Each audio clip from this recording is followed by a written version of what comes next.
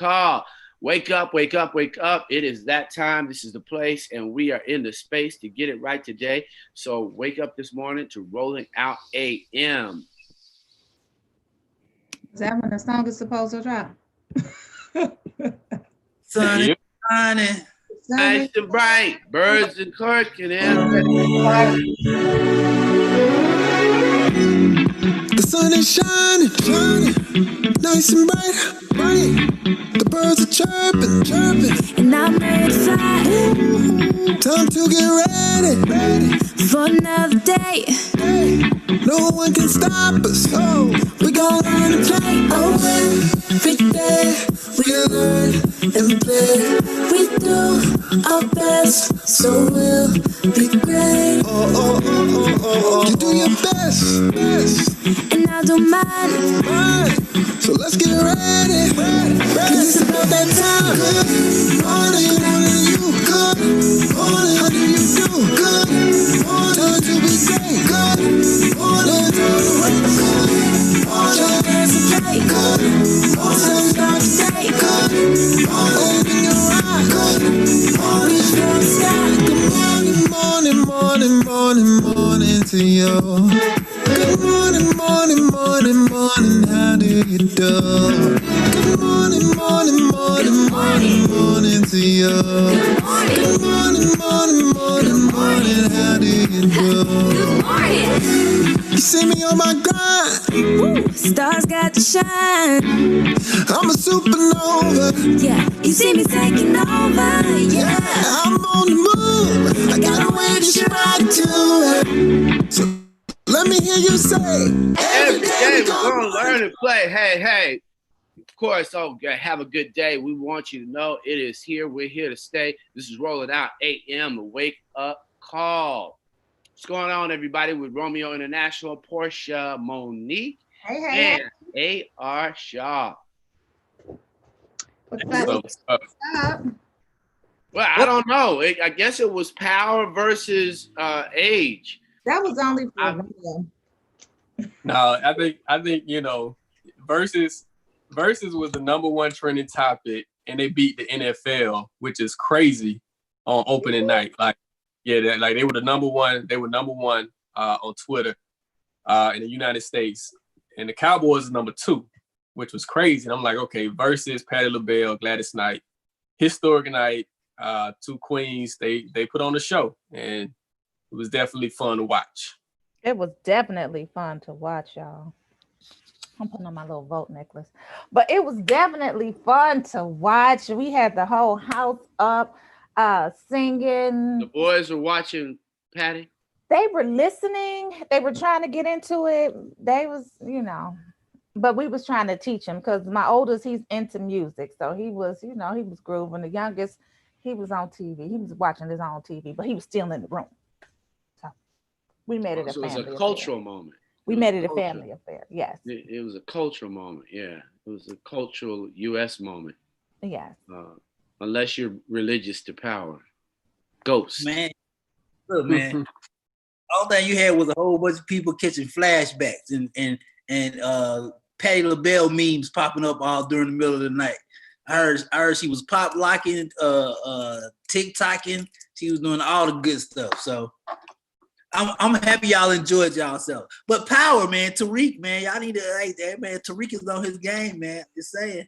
I'm gonna let it go. Why don't you just bring him to ride, bro? Don't let it go. Can you just bring him to ride? September 26th and 25th. So I think that's great. You muted, B. It was a good show. Heard y'all had a good show. Facebook, I want y'all to chime in and let me know who y'all thought won. Since Amir, who did you pick? For versus? I'm gonna pick Gladys all day. I'm a Georgia boy. Listen. Gladys, she's a Georgia girl. Went to Harper Archer. She has ties to Morris Brown. Was actually she talked about it last night. She said Morris Brown was the first place that she performed, which is HBCU.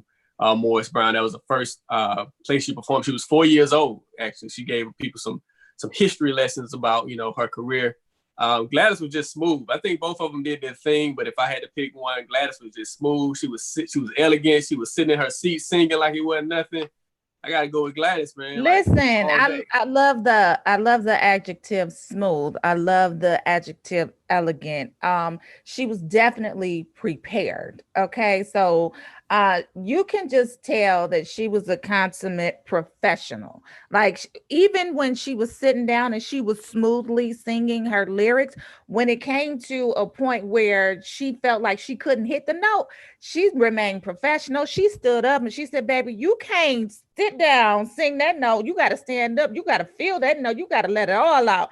So Gladys came prepared. She showed up. She showed out. She knew all the lyrics to her song. She was singing Patty's song. And before the verses, I was a Patty fan, right? Because I didn't know a lot about Gladys's music. But once she started singing it, I was like, that's her song too. That's her song too. LA. Listen, LA. was too much for the man. Don't get me started, okay? Hold up now. Y'all don't get me started. He said he's going back to find. Sure. She said, and he going back, but guess who going with him? Because I'm on that midnight train with him, right by his side. I said, go ahead, Gladys, because we didn't understand the lyrics to the song when she was singing it. You know, when we was babies when the song came out. Even I don't even think we was born when the song came out. But that's smooth. Gladys Knight in the that's classic. Now the crazy thing was you had Dionne Warwick show up, and you also had the idea that you had women 80, 77, and 76 in their right minds, clearly with some camaraderie and love that really expressed intentional admiration for each other. And I think the sisterhood there was so loving, the motherhood. The shout outs got to be a little pegged and pre-planned, but you know, it was cool. Their last song, that collaboration with I'm Not Your Superwoman, I think everybody in the neighborhood heard me singing that. We was just all singing along. No, you went by yourself. I'm telling you, I could hear it from the other room.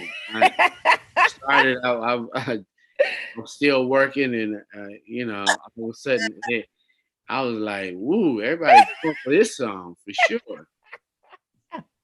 Yes, it was a beautiful thing to see last night. I had all my aunts calling me, "Hey, how does Instagram thing work? Do I gotta download it? Do I got?" I'm like, first of all, I'm not finna download Instagram to y'all phone. Let me show y'all how to watch it online. It was the most hilarious thing, man. Every single beautiful older woman was literally trying to find out how to get to Instagram to see verses. It was hilarious. Yeah, I actually had my show last night during the same time, so we hurried up and hopped off to watch verses. But before my show, I told my son, I said, put this on her TV. Because talk about my mama, put this on her TV, make sure it shows up big so she can see it. He talking about, Ma, it's 7 o'clock. I don't care. Get it together, get it ready, make sure it's ready for her to look at on her TV. So you know what, and I thought about it too, man. You're right. Like some people and our producer just put this in the comments, but I got the same thing. Like, what channel is Instagram on? So I think the thing is this, man. While watching, I'm like, man, this is really too big for Instagram. Like Instagram is cool, but I think it was too big. It was too big of a moment for a social media app and even Apple TV. I think it's something that Netflix should have had, HBO should have had. Like, it's something that ABC or CBS. It was that big where it was like, I don't know. I don't agree there. I think technology has dwarfed the network system. I mean, literally, it said that it was a moment in history, and that, you know, there are other platforms that aren't NBC, ABC. That day's over.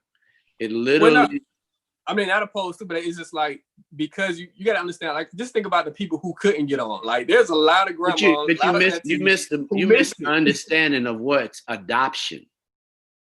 That means that everybody who tried all of Romeo's aunts now understand Instagram. They'll be able to find it, whether they went to YouTube. Their whole game just changed. It was a game changer for anybody in that generation. And I think that was the intention. I think those are the intentions. How do you get generations who really aren't just on Instagram or aren't on YouTube to check and find Apple? And I think it was Apple's intentions. I don't necessarily think that it was Instagram's intentions. I think it was ultimately Apple's intentions, because that was way outside of the Instagram demographics. But for people who are looking to get additional streamers, I think that was it. I think it was too big of a moment. Like I just just think about the numbers. Whatever numbers they had, they would have tripled it on a major station. Like, and I understand what you're saying as far as like the social apps, and you want to make in it, you want to have this integration. But I'm telling you, there's so many aunts and grandmas who won't. They, regardless of what the kids taught them, they missed this moment. And I think you could have. No, the moment is still there, and I think that's the beauty of it. It's not that day. This isn't appointment TV. We all are treating Versus like it's appointment, but the whole idea on Apple and the connection is now you can go see it on Apple. And people will. They'll watch again. It's not that I always saw that as an adoption. I never saw that as something that they were trying to get everybody to watch, because it wasn't in everybody's demo. It was like, let's take the family along. Here's a problem they're gonna run into. I'm on your side and Amir's side. But this is what I noticed about Instagram. Here's a problem they're gonna run into. There's no way they're gonna be able to keep pushing that 1 million viewer limit without a breaking point.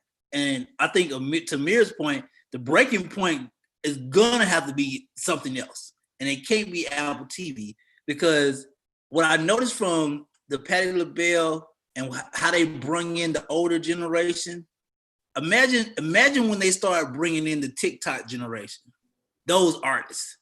Now take away the regular Instagram artists. You're talking about Patti LaBelle and them. They just brought in this whole new different demographic. The TikTok artists gonna bring in a whole new demographic. They got to move that somewhere. They got to move it somewhere.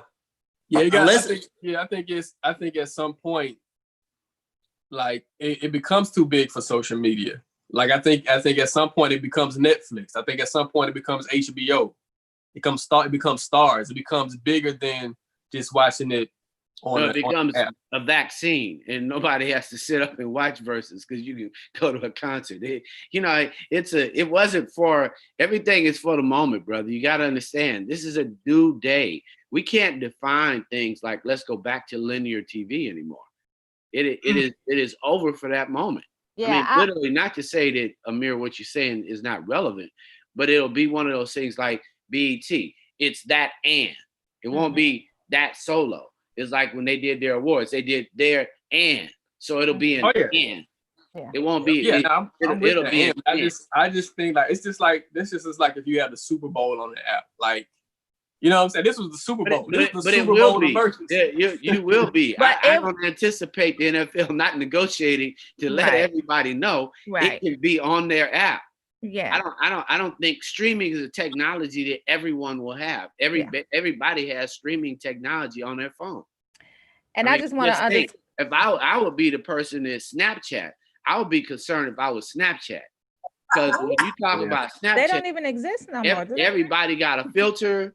Everybody could put anything they want on their phone, and TikTok got to watch out too, because somebody coming back dancing, you know that either Instagram, Facebook, or WhatsApp is getting ready to have all that. So it's constant merging. I ain't heard nobody talk about Snap in a long time. Right. That's why I said, what's that? But I have to agree with Munson, Amir. It's definitely options, right? So they're giving you the options to watching on this platform, streaming on that platform, watching on an app, watching on TV. So I definitely have to agree, because even last night I became technically challenged because I was trying to cast it to my TV from my phone, And I was looking at it on the Instagram app. I cast it to my TV on my phone, but it was in the shape of my phone. I didn't like that. So then I went to Apple TV. I found it on Apple TV. I went upstairs. I found it on Apple Music. So, I mean, it's just different,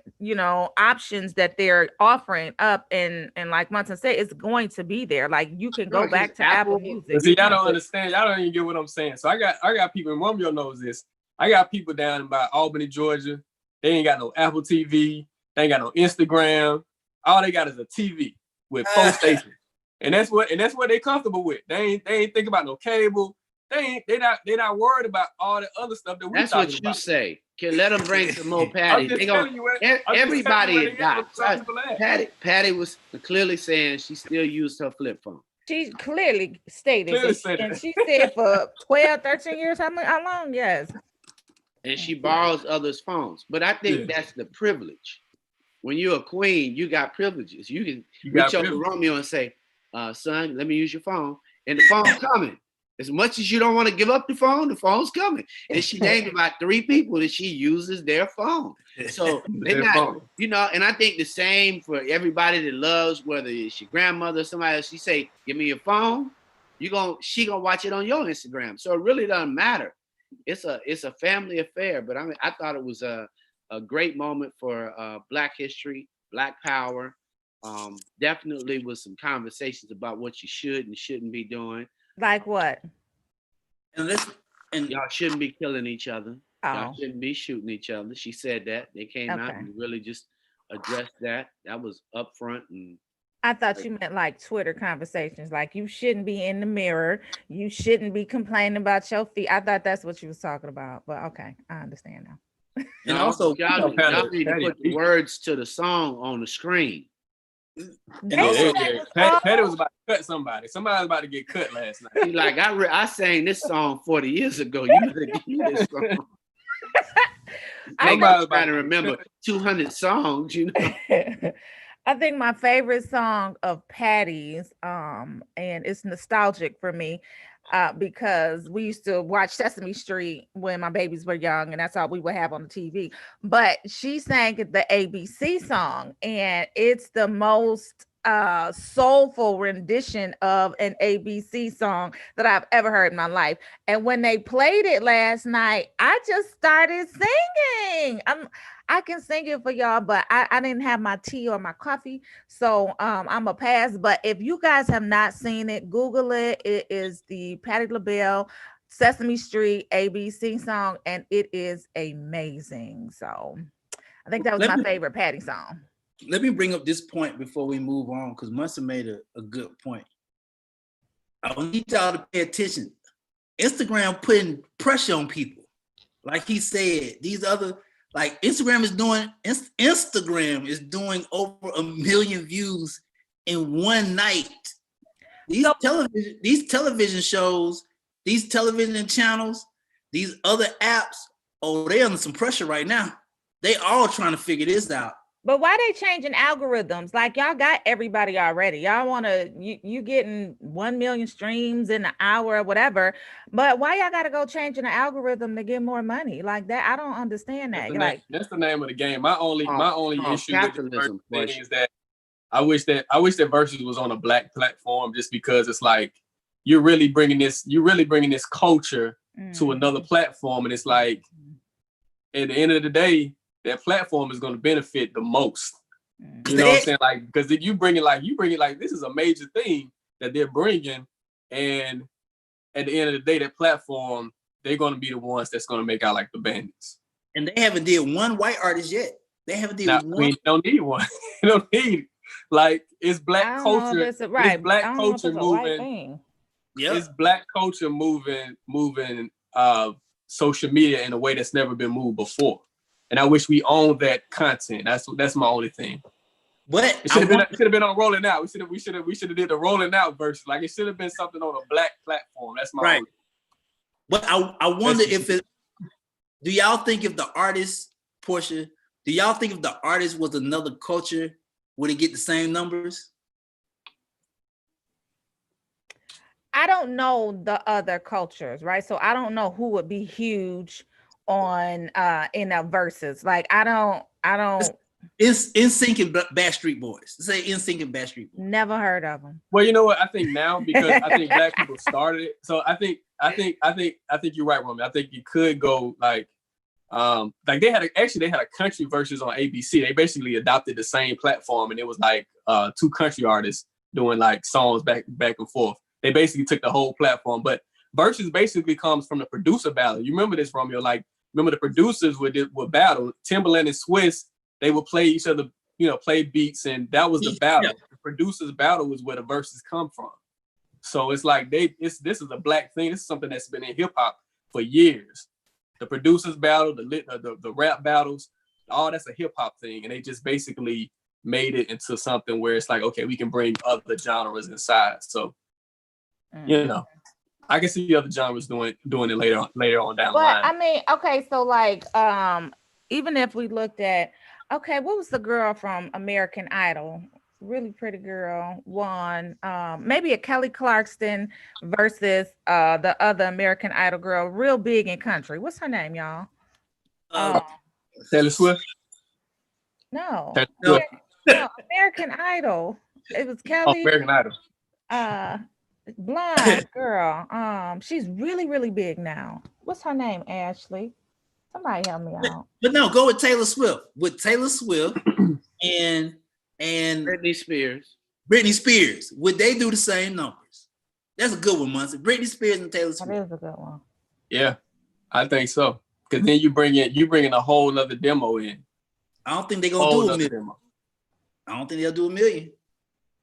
All right. Well, we've got a guest, and I think it's in about 10 minutes. 10 minutes. That sounds good. And I think you got to remember we're also in the pandemic, so you got a moment where everybody is totally right in isolation and needs some high points. Versus serves that high point. Yeah, that is a cultural identity that we have. Mm-hmm. I don't think the other culture, they got TV all day long. They ain't asking for TV. They got TV all day long. Yo, check this out. It's funny that you said that.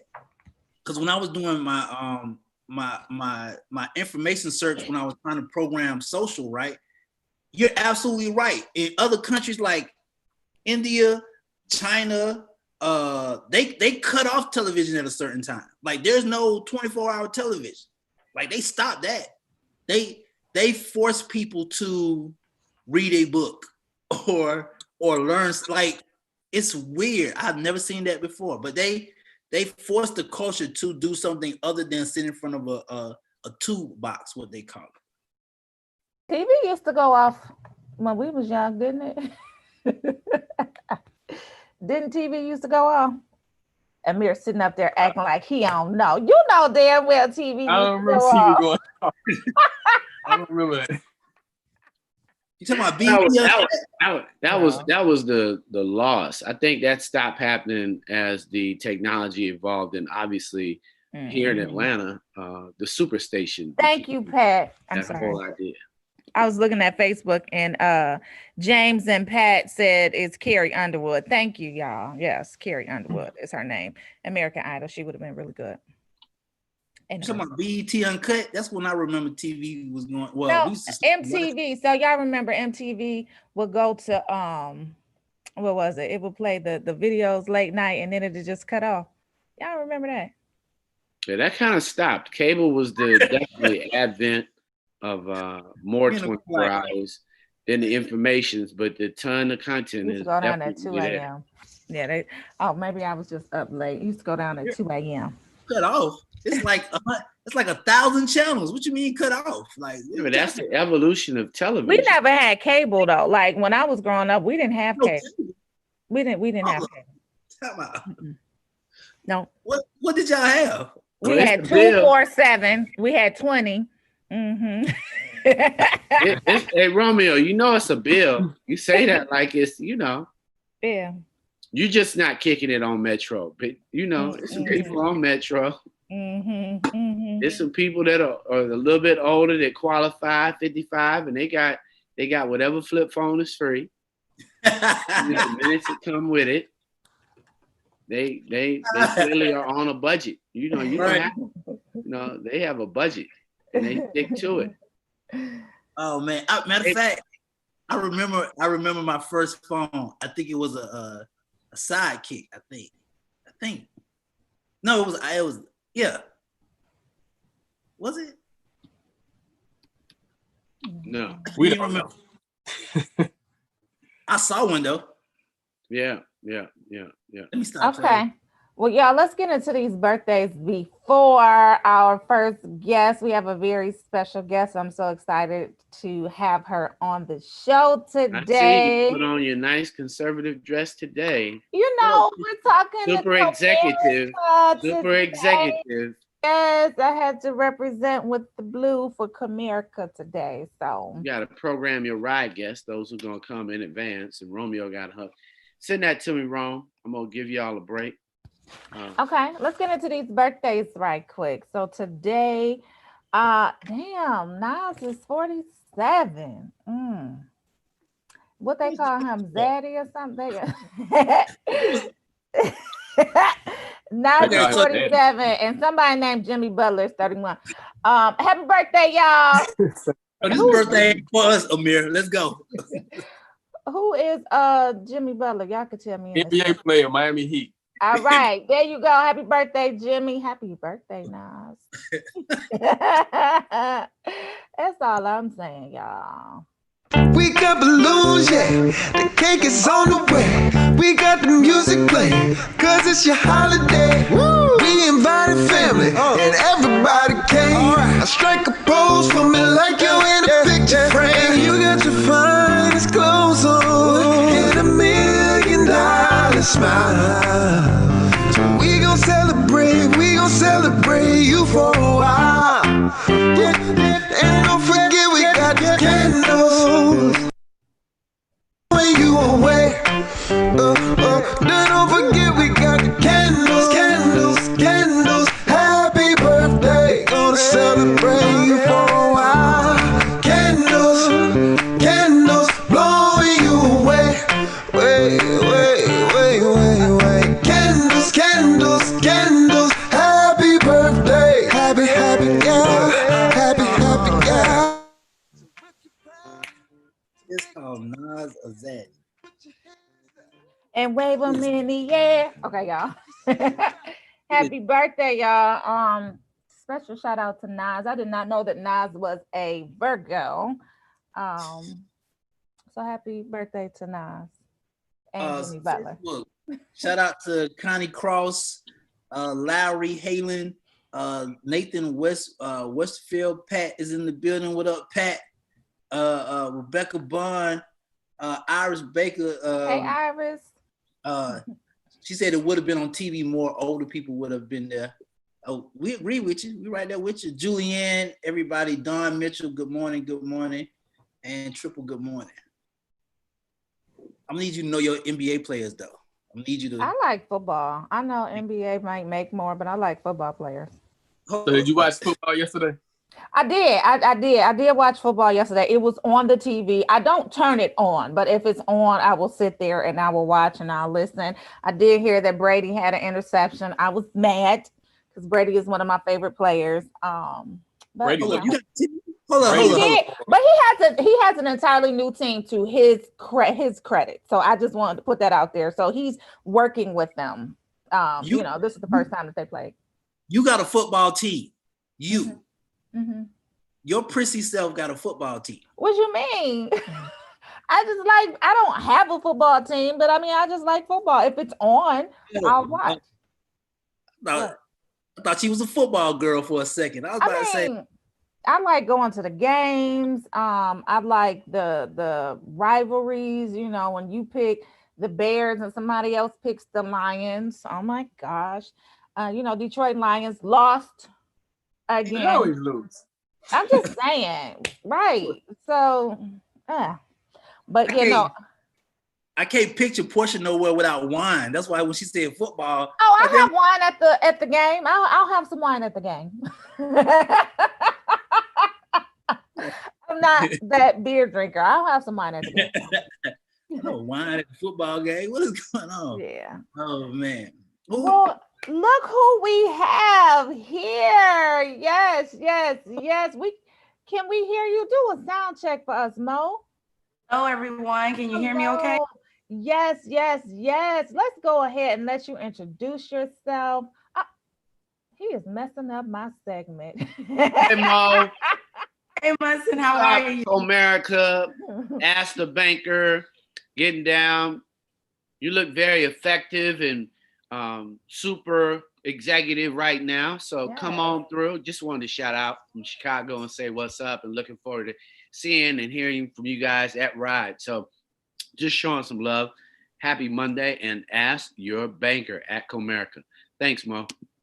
Thank you. Thank you. So we have a very special segment. I want you guys to welcome. I'm gonna claim you as a friend because we've been working together. So you're my friend, girl. So Okay.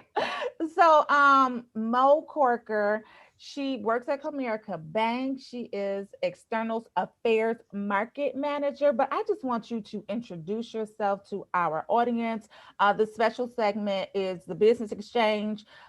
Ask a Banker, and this is the segment where we give you guys a chance to ask your questions to the banker, for our community. For those who don't know, whatever it is that you don't know, put it in the Facebook chat, put it in the YouTube chat, put it in Twitter. Ask a Banker is on right now, and I will go ahead and let Mo Corker, External Affairs Market Manager, introduce herself.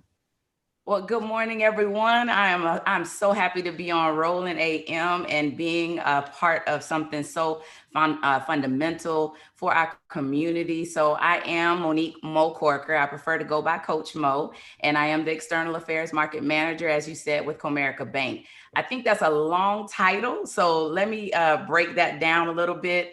I'm actually just the person that is the connected community resource on behalf of Comerica Bank with the community. So I oversee the philanthropic investments when it comes to financial education, sponsoring events like this that are helping raise expectations in the community, and just providing technical assistance and serving on various boards. So a lot of banks have these various roles, and that's why I felt it was important for that to be one of the first questions for people to understand what exactly banking means when it comes to community.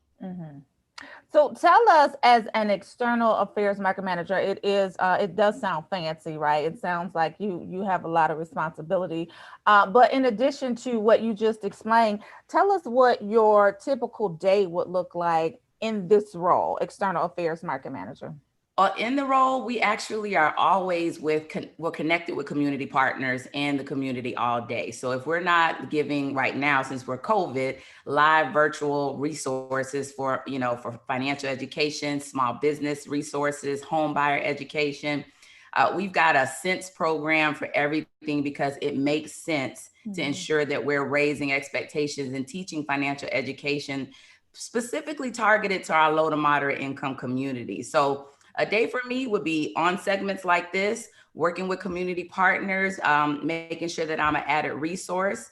If a nonprofit needs someone to speak, I love kids. I work with kids a lot. So I'm definitely always delivering financial education to our kids as well. We've got to learn. I heard earlier you all were talking about the flip phones and budgeting. And I was like, yes, we're talking about budgeting. That's exactly what we want to make sure everyone is sprinkling throughout their conversations. Absolutely, absolutely. So speaking of budgeting, and I think you're referencing that we were talking about, I said I didn't have cable when I was younger. We didn't. And Munson said it was a bill. Yes, it was definitely a bill. And we just couldn't afford it. We couldn't afford it. We didn't want to afford it. Whatever the case was, we didn't have cable. But can you tell us about needs versus wants? What is a financial checkup? But let's start with the needs versus wants, because we wanted cable. We didn't need cable. Therefore, we didn't have cable. So can you explain that? Portia, is such a small 5-letter word, needs and wants, 5-letter words, but it is the fundamental start of having a financial healthy relationship with your money. something so small mentally is exactly what you said. You know, now I can keep it real on this channel. You know, we grow up feeling like we did not have. So when we get means to buy things, we forget the foundation of understanding the difference of a need versus a want. Do I need the cable or do I want the cable? And when you make those fundamental decisions and incorporate that into your budgeting and your spending plan, you can actually start to see a lot of areas that you could cut out various expenses. But I tell people, it's a mental thing. It's your mindset, the needs versus wants. If it's not something that's constantly, you know, talked about or reinforced, it's very hard. People say, so once I do it for 30 days, Mo, will I be okay? Will I be, you know, budget savvy? I like to remind people, having your mind on your money and your money on your mind is a every day, every second, every minute thought process, because Absolutely. you're being consumerized every second. Yeah. Yeah. Sometimes I don't turn on a TV because of that. I mean, even with ads, like if you're on social media and an ad comes up, I immediately turn it down because I don't want that programming in my brain. Like I don't want to allow that to come in and make me think or put that little seed of thought into my mind that this is what you need. No, that's not what I need, especially during this pandemic. You know, a master's program for marketing.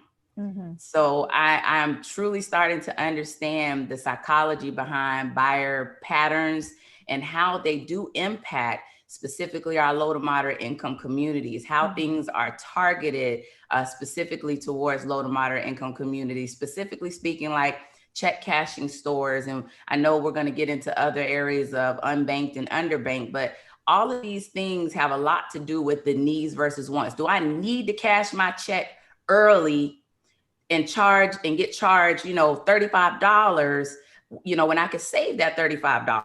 It's all in a decision process. Yeah, and I'm even into saving as little as $1. And I'll give you this quick little example. My son needed me to cash app him some money. He wanted to buy something on his cash app card or whatnot. And so I had money on my cash app account and I wanted to cash it out. But every time I went to cash it out and I said, I'll wait, I don't want to pay the fee. I think it was $1.15. They kept saying error, error, error. I waited. It kept saying error. It can't do it. I removed my bank account. I put it back on. It kept saying error. But when I said deposit instantly and y'all could take this $1.15 out, it was automatically magically done. I was like, I'm calling somebody about that. Because I'll wait, you know, the 2 days for my $1.15. Well, they rely on that. Think about it.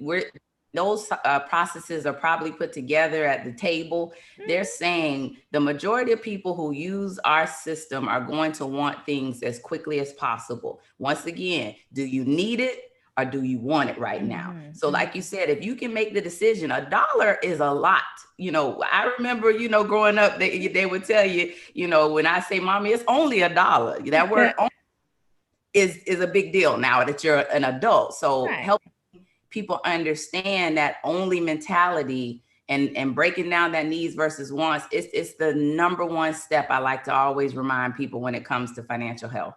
Absolutely. Absolutely. Now let's get into this financial checkup. What is a financial checkup and who needs one? Is it everyone?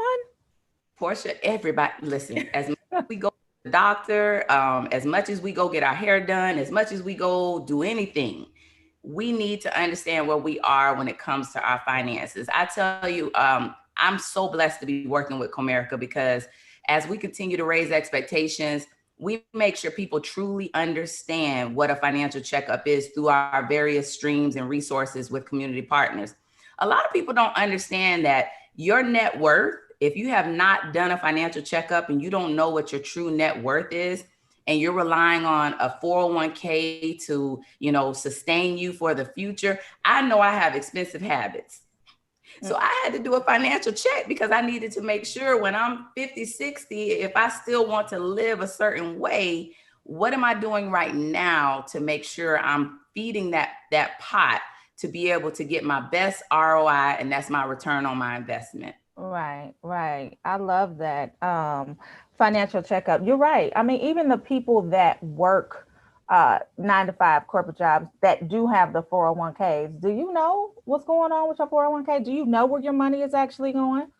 It's odd. I mentioned this a lot in my workshops. A lot of people go into financial institutions and they walk past those Mhm. people in the cubicles. They walk past the investment people, and those people are there to provide various services for you. So Mhm. you'd be surprised. I challenge anybody watching this: do a financial check and a health check, and see what are your debts compared to your assets. What is your bottom line? We always want to talk about gross annual income, what we make, but that doesn't matter at the end of the day if you can't see a net income at a positive balance so that you can really live a sustainable life.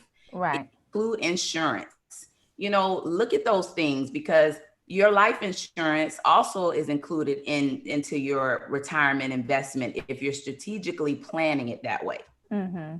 I love it. I had a lot of my friends say, touching your 401k is kind of taboo. You want to make sure it's your nest egg until you get old and gray. And I know we only got 5 minutes, so maybe you could come back and talk about that because we do have some, yeah, we do have some other stuff to talk about. But I did find out, not recently, I've known this for quite some time, but a lot of people don't know that you can take out a business loan against your 401k to start a business. And like a lot of people don't know that. A There are lot of people. a lot of things you can do with your 401k, but as I'm not insured or licensed to speak on Hmm. investments, but I can Hmm. tell you different 401k plans, different IRA plans, whatever retirement plans. Some people don't offer 401k, some people have traditional pensions. Hmm. Whatever you may have, don't just let it continue to add from out of your paycheck and you not invest in it. And Hmm. and when I mean invest in it, that means understanding exactly what it is that you're getting. A lot of Hmm. people see it going in, into the account from their paycheck, but they have no idea whether that's going to really sustain and pay them. So when Hmm. you do that financial check, you'll be able to see, Yeah. do I need to create a different type of IRA outside of this? And it's just not often talked about. So I felt Yeah. that really important to make sure people are doing a checkup on what your retirement plans are going to look like for your financial health checkup. Absolutely, absolutely. Now let's get into this unbanked versus underbanked. You alluded to it earlier. So let's discuss it. What is it? What does it mean? And how do I benefit from it? It's a very common banking term, and it's something that we don't really pay attention to. Let's just say unbanked is the population of people that just decide not to have a bank account. They Mhm. literally, want to use outside resources. And underbanked are normally, and that's where we see a higher population of people. It's where they have a bank account, but they're underbanked, meaning they're not using the services that their financial institution provides. For Mhm. example, you'll have people that have long-term history with the financial institution, and they'll choose to go to a grocery store to cash their check. They'll choose to go Mhm. get a car loan from the dealership versus their own financial institution. So those are different examples of being underbanked. Now, when you think about unbanked, when a person is unbanked, it could be a number of things. There may not be financial institutions readily accessible to you in your area, which can then cause people to fall into predatory lending practices. And Mhm. that's anything that's outside of normal interest rates. And different states have different, regulations of what the interest rate cap should be. Because some people wonder, well, how come I'm paying 24% interest rate?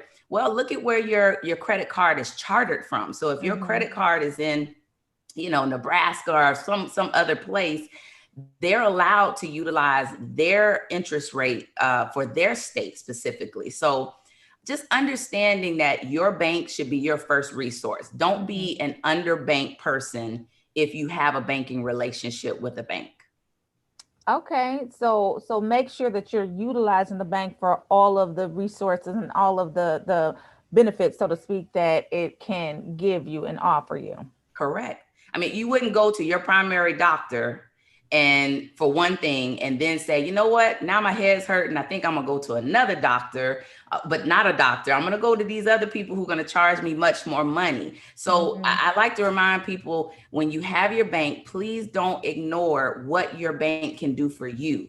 Find out, every bank has different community resources. Every bank has a different philanthropic priority. Find out what your particular bank does in the community and what resources they provide, and maximize on them. You're paying for them when you keep your money in their bank. So use those services. Don't run for them. Don't get a mortgage from somewhere else without checking with your bank first.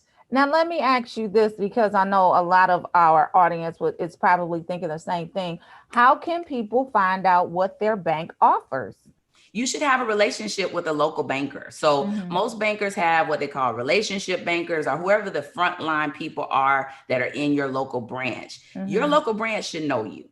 Comerica strives on being a relationship bank. We raise expectations. We're very relationship oriented. I can't speak for every other financial institution, but your financial institution should know you. Once you get to know that branch manager, you get to know who the bankers are, and then you start building a relationship and let them know what your goals are when it comes to your financial health. Wow. Yeah, I something as simple as that. You think we should automatically know that, but a lot of people don't have relationships with a banker or their local bank. So that's some great advice, Coach Mo. Yes, thank you for sharing that. But we are out of time. I know we can talk and talk and talk. I feel like talking to you is like just talking on the phone, like you're my sister, my girlfriend. But you're going to have to come back and give us some more, because I think this is definitely needed in our community and it's definitely helping us. So thank you very, very much. Thank you for having us, Portia. Look forward to our next future segments and bringing on some great people for the actual RideCon Labs. Thank you. Absolutely. RideCon Labs. So we're doing another Ask a Banker next Monday at 8:30 and the following Monday after that. And then we also have Ride. You guys will be joining us at Ride September 25th and 26th as well. So we got some hot things in store, Mo. So of course, this is not going to be the last time that I speak with you, but you're still going to have to come back and get on camera with me. Okay. Thank you. I can't sing like Larry, but I'll figure something out. We got to get Larry back. Larry is from Comerica as well. Larry was our first Ask a Banker, and we definitely have to get him back because he said he would sing for us next time. Okay. So we got to get him back. Well, you all have a great time speaking with everyone on this Ask a Banker segment. You too. Thanks, Coach Mo. We'll talk to you soon. Bye-bye. So that was Coach Mo with Ask a Banker from Comerica. She was really dropping some jewels. I'm hoping that you guys were able to benefit from it. And she's talking about building a relationship with your bank if you don't already have one. She was talking about 401k. We also discussed that if you do have a 401k, you can take out a loan against it to start a business. Like a lot of times, people say that funding is their issue. Like, I can't start my business because I don't have enough money, et cetera, et cetera. But hey, if you got a 401k, you can take out that loan against it and you can repay yourself and get your business started in the process. So I just think that's a wonderful thing. So we'll have to have Mo back for sure. But next week we have Ask a Banker. Not exactly sure who the guest will be, but we have it for the next 2 weeks. So you guys stay tuned. No, that was dope. My bank know me. I know every female at my bank. Hey, ladies at Wells Fargo. All right. But it's actually great information because when I first got it's gonna sound terrible. I actually first got my bank account like last summer. Like I had never had a bank account before. I was just, I was putting the money in the shoebox. I was throwing it in the shoebox. Ashley say houseway. How is that possible? I just throw it in the shoebox. You're supposed to get it. Let me tell you, man, when I was 17 or 18 years old, my father took me to the bank and said, look, you need to open up an account because you're not going to just be putting money in a shoebox. So yeah, you gotta bank black too, man. Absolutely. even if you have like $500, put like $500 in a black bank, But information is not shared though. The information about black banks aren't shared. What do you mean? Well, you'll normally see in society, you'll normally see like the commercial. You'll see everybody else's commercial, but you don't know if they're actually like a black-owned organization bank. Oh, That type of. we had Kenneth Kelly come on from First Independence Bank here in Detroit. It's a black-owned bank, and he was dropping some jewels about how to find out where to bank black. I think there's a Black Bankers Association. I'll have to find out the name of it. But there are some places where you can go to find out if your bank is black owned. And I mean, if you live in a black city, everybody just about knows what the black banks are in that city, right? So here in Detroit, First Independence Bank, Kiko, shout out to Kiko. It's Kiko's last name. She just got married, Kiko Davis, but I'm trying to think of her married last name, but Kiko Davis is one of the only African-American owned bank owners in the United States. So I've covered her extensively. She's actually a friend. She just got married last year, so I can't think of her married name, but Kiko Davis, she owns a bank in Detroit. So are you talking about black people who own the bank or black banks? I got confused for a second. Or is there a difference? Well, I don't think there's a difference. So black owned banks, like First Independence Bank, there are some in LA because they actually came on the show as well. That's what you want to do, is bank black with them. Okay. Yeah. Okay. Yeah.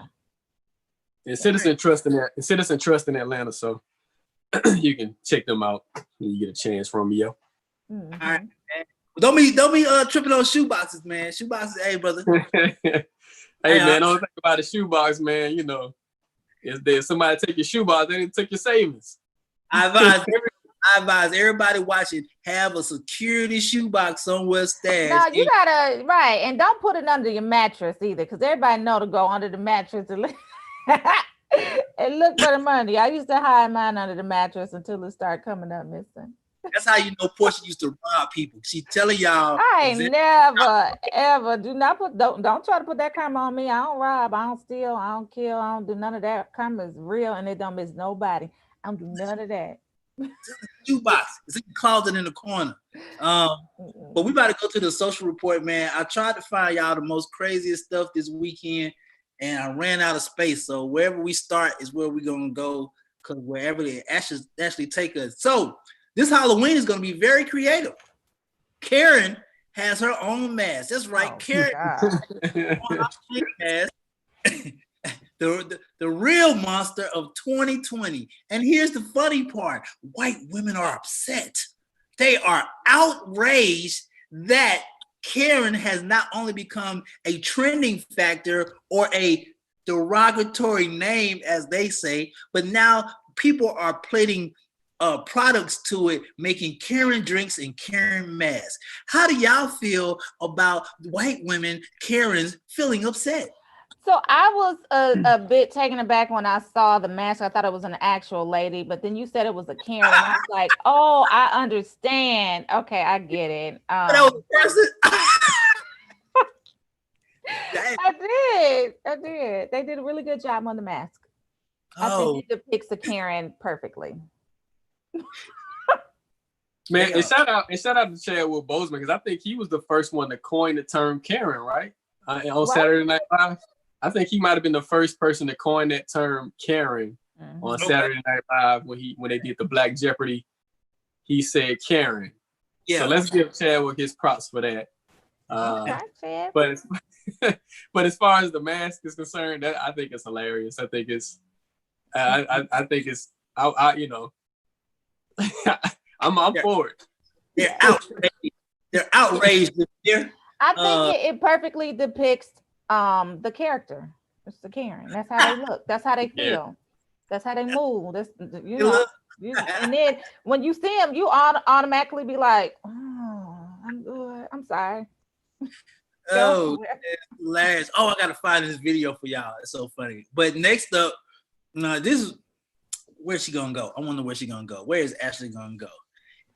All right, so we gotta celebrate, man. Today is the anniversary of our brother, our friend. It's 24 years ago we lost the one and only Tupac, who we know is King James' favorite artist of all time. Him and Michael Jackson. He said all the time, every time, all the time.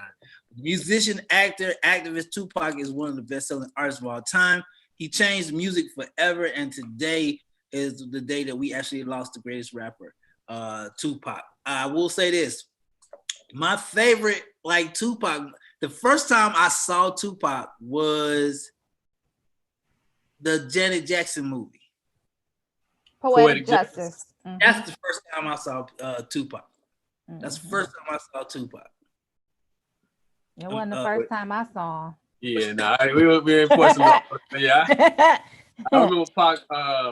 I think the first time he caught my attention was keep your head up, and it was just like dude just spitting about about life and about Black women. Mm-hmm. It was like the first rap song that really empowered Black women was keep your head up.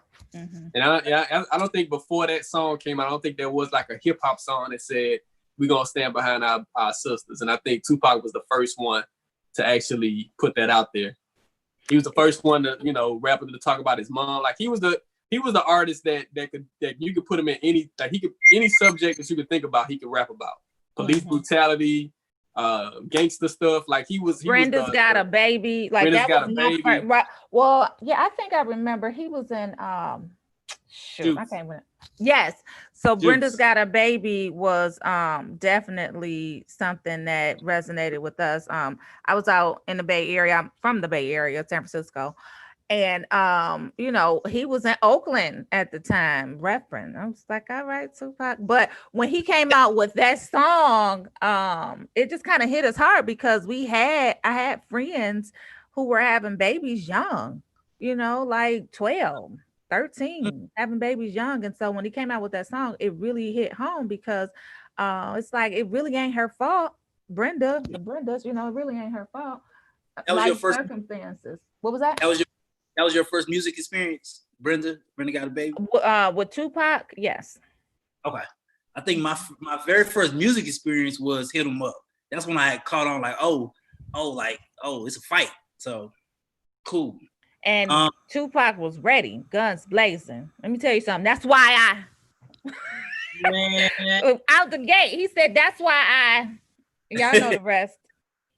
He put out, and the Tupac thing is, was never scared. Like, he put out so much, like he recorded so much music. People don't just think about this. Like this dude died at age 25. That's like Cass's age. So it's like, all the stuff that he did before 25 is crazy. Like just think about all the movies he did, all the songs he put out by the age of 25. And this was like a 4-year span. Like when Brenda Got a Baby, that came out like 91. And he died in 96. So he was pretty much relevant in like 5 years, like within 5 years. And he went to prison for like a year. So he did all of this in like 4 years. Right. Like 4 years, he put out so much content that it lasted for like the next 20 years. Like Tupac been dropping albums since 96. And it's like right. And before we move on, it's funny you say that. That's actually what is crazy. Like when I hear about Chadwick Boseman and what he did in 5 years, like in my head, the focus you gotta have, you know what I'm saying? Just to complete stuff. Mm-hmm. That is like that mental focus, just be like, I'm on this one-way train right now. Nothing else matters. Is ridiculous. Last but not least, now this is the most dumbest thing I ever heard in my freaking life, but I had to tell y'all this. So this lady, Julia, I want to make sure I say her last name like Adlesic, was sentenced to prison for cutting off her own hand to get insurance. She had took out 5 insurance and policies on her hand that total up to $1 million. And she cut off her own hand to get the insurance policy. And they, it was insurance fraud. And now she's sentenced to 2 years in prison for cutting off her own hand, which her boyfriend helped her cut off. I want y'all to hear what I'm saying. She took out an insurance policy on her hand to cut off her own hand. I mean, To get $8 million. you got, well, that lets you know what people will do for money. Like if somebody, that's just like the question, would you cut off your own hand for $1 million? It's like if you were guaranteed $1 million, would you cut off your own hand? But I mean, it's sad. It's kind of it says a lot of desperation, But yeah, those insurance companies, they really do their homework.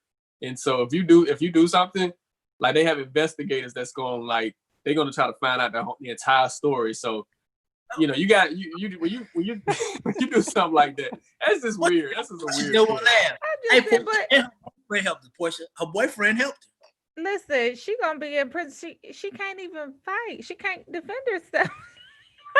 Now she's handicapped. You ain't think about that. Like you just gonna. Like in my head, you know what? I'm gonna take out this. Like you actually took out the insurance policy to have that particular hand insured and then cut it off. You didn't think for 2 seconds that maybe these people were like, why is she taking out an insurance policy on her hand? Come on, man. And your boyfriend still got 2 hands. Come on, man. I wondered. That's okay. Let's bring on the.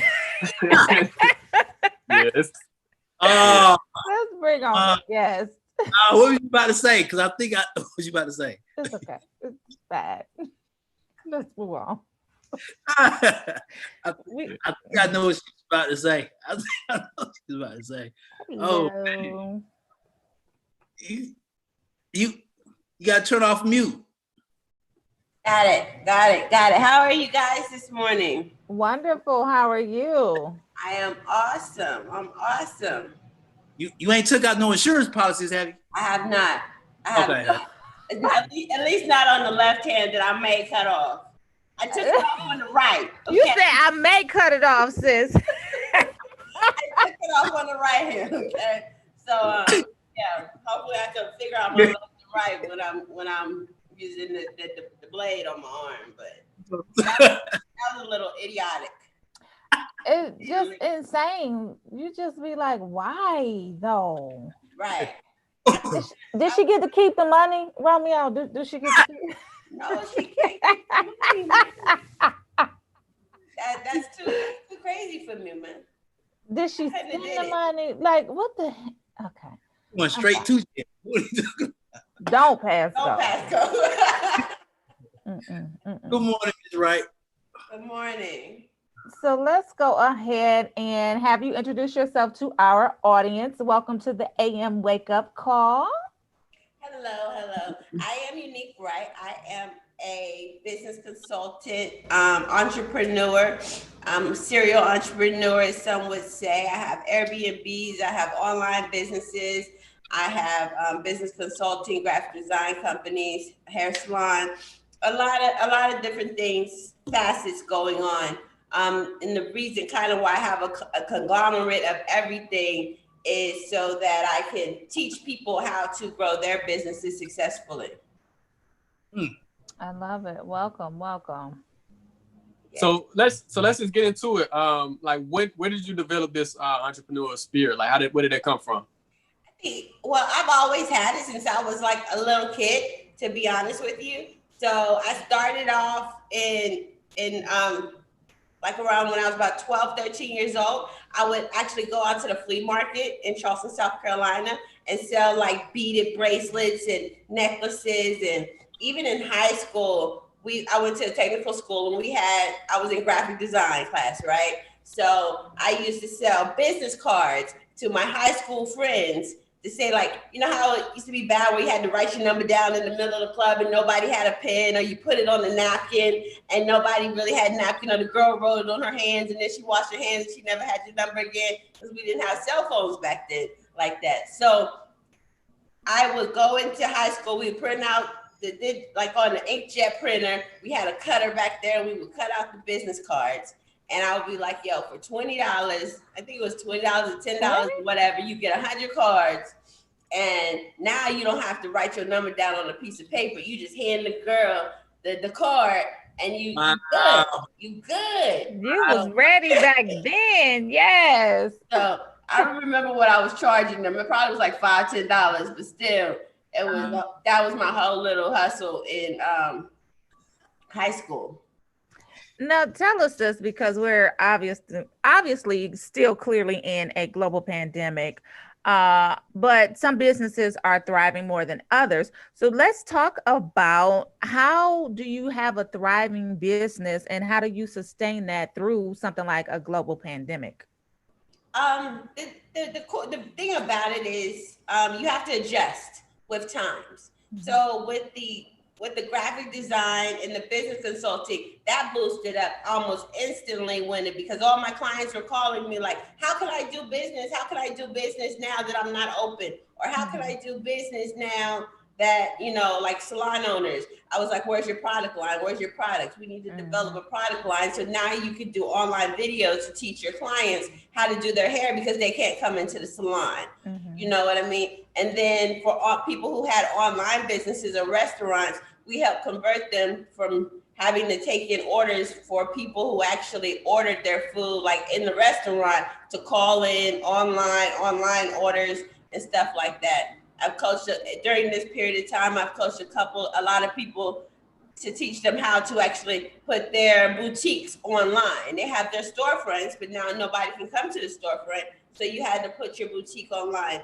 So for me, that was great because everybody was dumbfounded about what to do next. So it's just a whole opportunity of teaching them how to adjust to the changes that we have now. With my Airbnbs, that was bad I went down to zero.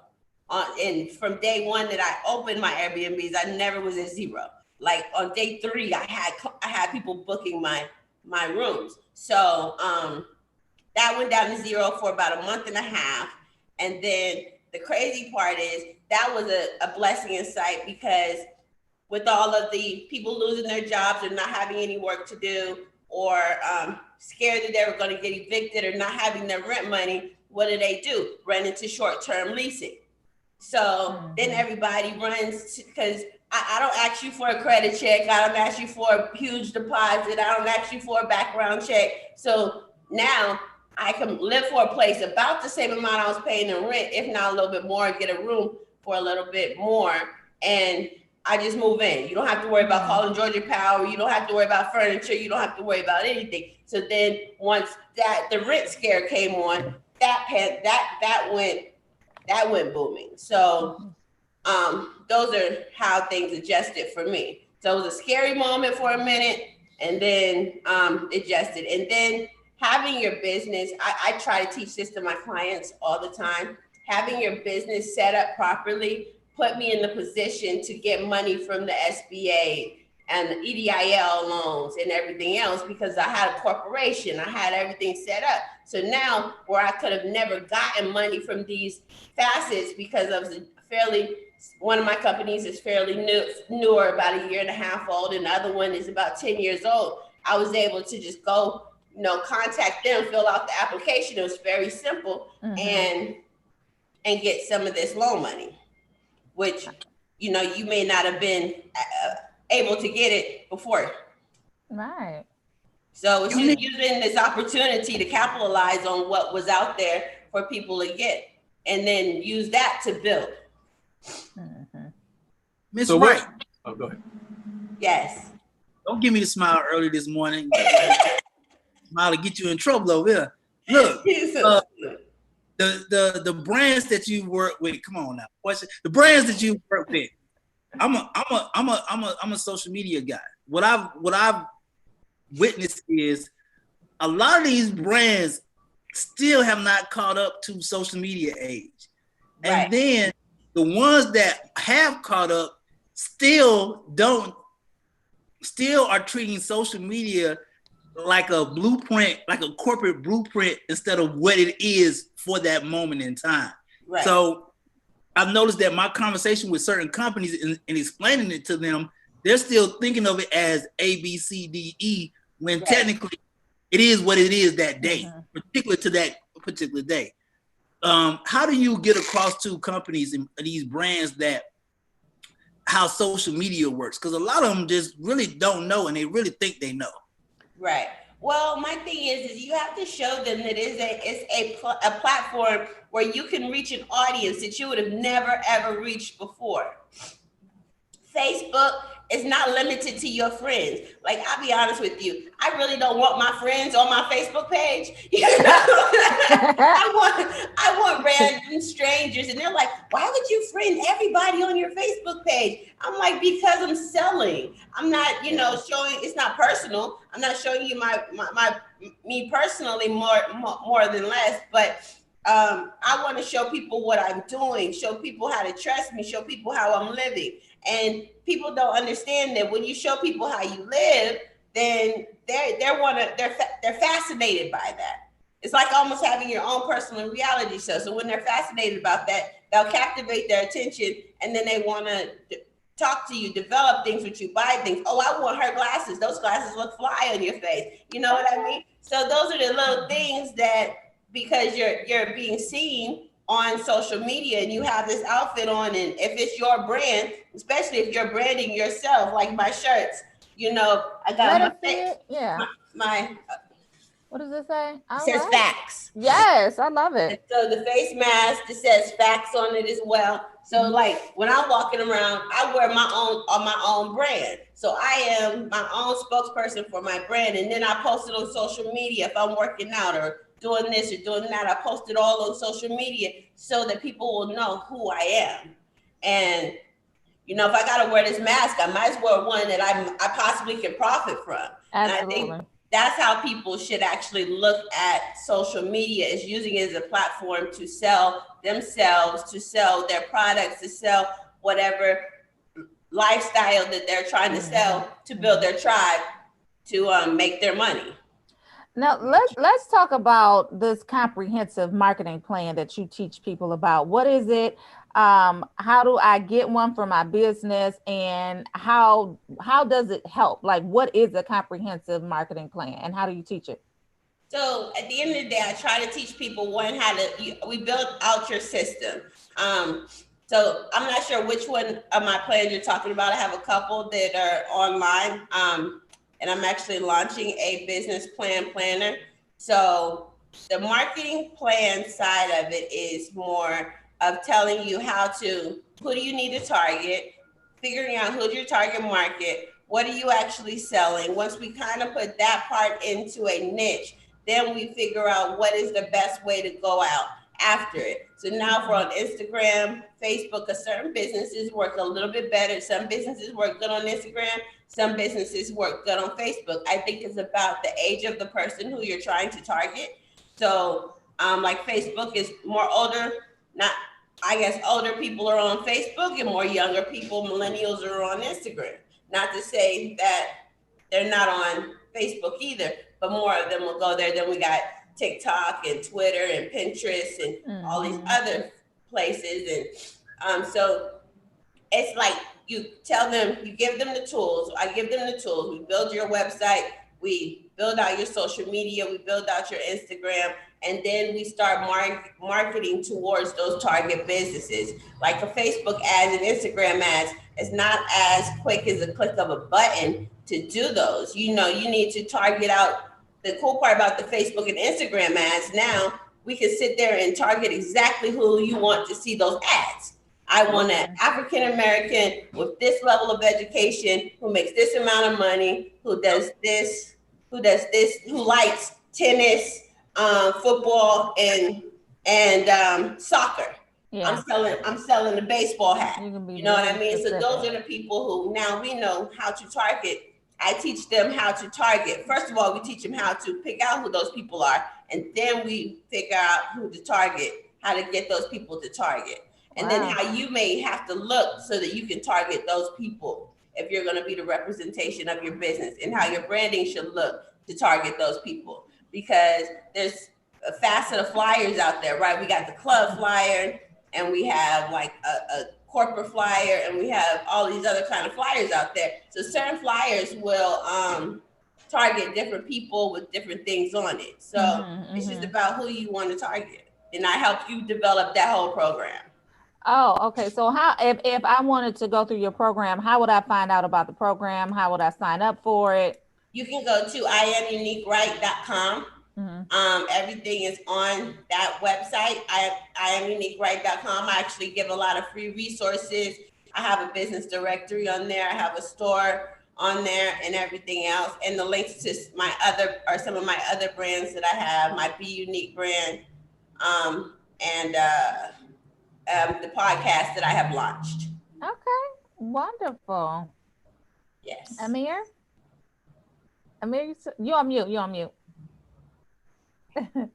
Sorry, man. Somebody's cutting grass. They always cutting grass in the morning. For some reason, I had to put it on mute. Oh Lord. Okay. No. So just, I think for give people the steps, because a lot of people don't know what's the first step to getting a business loan. What's the first step that they should take to get in a business loan? Like what's the first move that they should make? First thing, I just did a podcast on this, I think last week or a week or two ago. First thing you have to do is build out your business. That's the first thing. You have to have a legitimate business. You have to have your corporation set up. You have to have a tax ID set up. You have to have a Dun & Bradstreet number set up. And this is kind of like the whole idea of building out your business credit. So a loan, you have to have a business bank account. So those are 4 things, basic things that you need to have to get a business loan. Now, it is from that point on, it's based on the credit that you built for your business with trade lines and net 30 accounts and secure business credit cards, or it's based on your personal credit. So with the SBA, it was just based on your situation, which that's why I tried to tell as many people at the time, apply for it. What the worst they're going to do is tell you no. 90% of the people who applied for it got it. So even if it was only $1,000, $5,000, $10,000, $50,000, I have a client who has 4 businesses who got $100,000 for each one of his corporations. So that's kind of, you just have to, for the time that we are in now, all you had to do is freaking apply. That's it. That's all you had to do is apply. And they was going to most of the time they would have gave it to you. Now, if we get back to the real times and building business lines of credit and all of that, there's like a 10-step setup to actually, you have to have your business listing. You have to have a website. You have to make sure your business is Googleable, because the first thing the computer system is going to do when you put in that loan application at Chase is they're going to search that business name. They're going to make sure you're registered with the department. Make sure you're Googleable so that they can find you later. Make sure you have it was best if you have a better business listing. So now it looks like you're established and you're a successful business and you have an A rating with the Better Business Building, because nobody's ever complained on you because you just started your business. You know what I mean? So all of those things, all those tools are things that you need to have in place so that people can see who you are and know that you're a true business, know that you're real. Well, we definitely appreciate you coming on and sharing your insight and giving us a word and encouraging us to get our affairs and our businesses in order.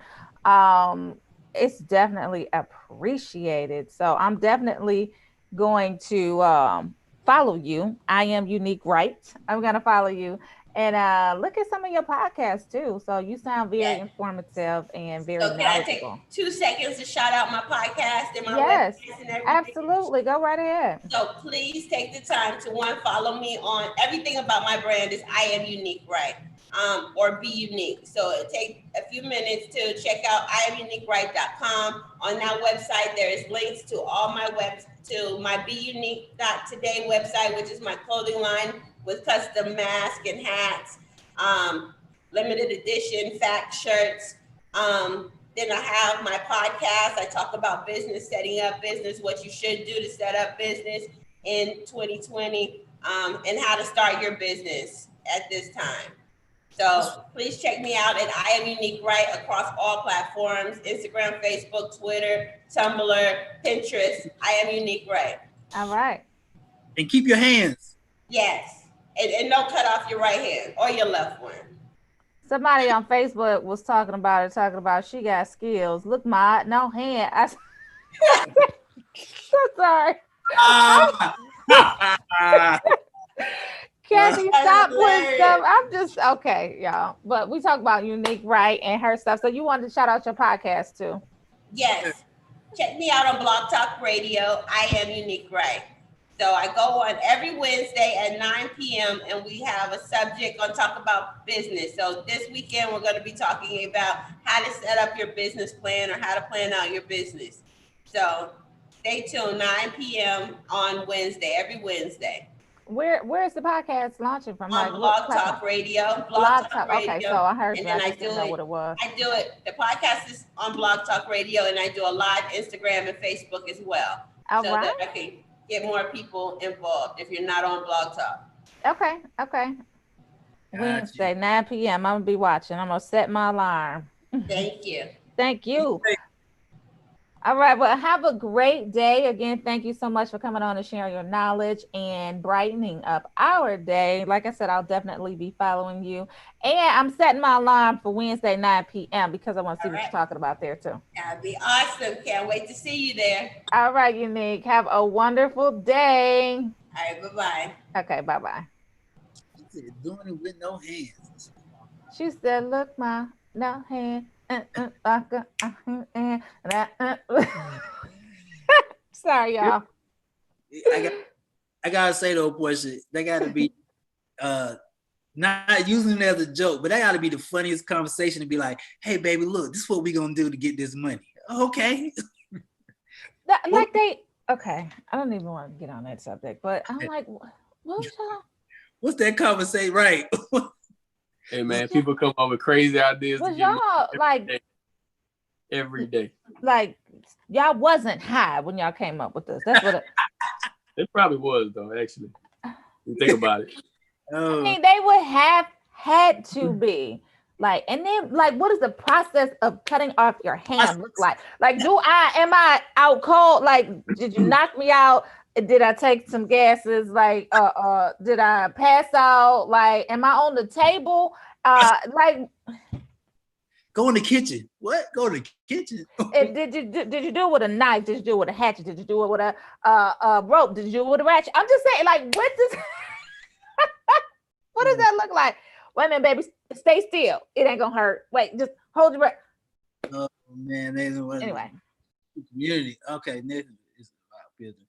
How do you so we're gonna bring on our next guest, Lil Haiti. He's an artist, Brooklyn rapper. He's gonna drop off his new video. He has a new project he's working on. Take yourself on mute. There you go. Can y'all see me? Y'all can hear me, right? Yes, we can see you. All right. How you guys doing? Good morning. Good morning, man. This is A.R. Shaw here with Portia Monique, Romeo International. Lil Haiti, man, introduce yourself to the people. Hey, man, it's your boy Lil Haiti, man. Shout out to everybody watching. Straight out of Brooklyn, New York. Yes, sir. All right. Definitely, man. So let's give us a little background about, your career and pretty much how you got into the game. I was born and raised in Haiti. Came out here when I was like 10 years old. I started as a producer, and then I got into the whole music thing, and now here we are. Going hard, putting in for the culture. Definitely, man. So let's talk about the whole New York thing, man. As far as like being in Brooklyn, so many artists come out of Brooklyn. How did the area of Brooklyn inspire you musically? It definitely motivated me, man, because we got young cats like myself that came from nothing, going hard, and they actually made it out. You know what I mean? Like, so stuff like that definitely motivate me to make me go hard, knowing that hey, you could do it if they can. So that's one of the reasons why I definitely wake up every day, grind hard, because there's other people out there that's going probably through worse, that's made it, that actually made it out. So What separates you though, man? Because I'm a first of all, Jay is my favorite, but I'm ATL all day, Outkast, T.I. But when it comes to like the sound, right? Yeah. What separates you? Because I don't want to say it like this, but I'm pretty sure you deal with a lot of music sounds the same. Or Yeah. if it's not the music, a lot of artists sound like other artists, so it's hard for them to find their sound. How did you find your sound?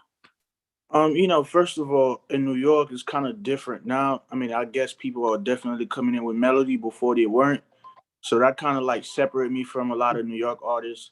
With the drill going on, I'm more like a melodic artist. You get what I'm saying? And if you listen to my music, I have the little Haitian accent going on, so it's very, very slightly different. Like you could tell, like, oh, like who's this guy? He sound different. You know what I'm saying? Like he has a different accent from the other guys from New York, from Atlanta, from everybody else.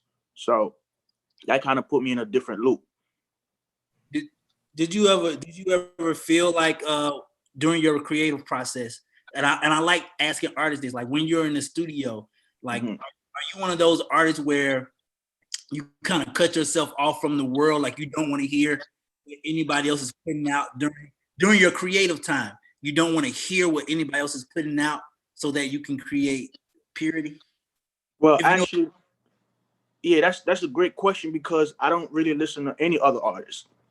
The only reason why, because like it helped me with my creative process, and that's how a lot of beefs start. When you start listening, I mean, not that you can't listen to other artists, but because you're so into another artist, you listen to them. When you hit the studio, you starting to sound like them, and it's not even nothing personal. Like you want to be them. It's just cause you know what I'm saying.